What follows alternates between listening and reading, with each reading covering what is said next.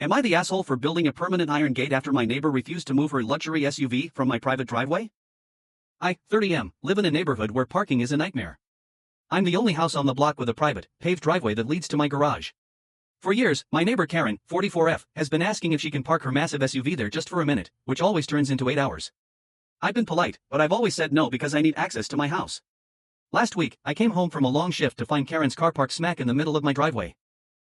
When I knocked on her door, she told me that since I hardly ever use the space while I'm at work, she decided it was her new permanent spot.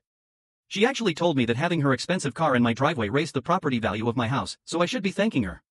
She refused to move, saying she had already settled in for the night and didn't want to walk from the street in her slippers.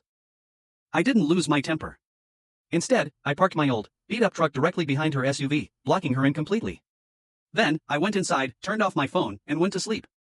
The next morning, the chaos began. Karen had to get to a crucial brunch meeting.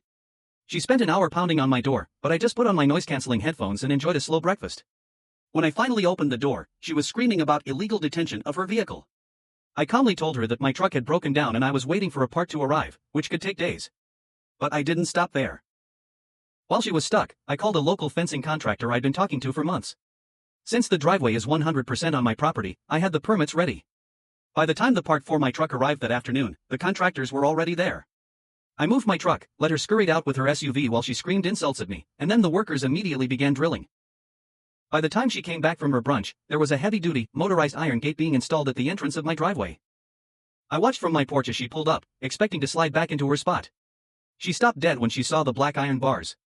I walked down, handed her a flyer for a local public parking garage 3 blocks away, and smiled. She tried to argue that I was ruining the neighborhood's friendliness, but I just pointed to the new no trespassing sign on the gate. The best part wasn't just the gate, though.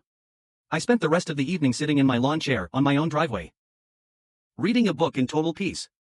I finally realized that the property value didn't come from her car, it came from the silence of knowing she could never touch my space again. For the first time in years, I don't have to check the window before I pull into my own home. So,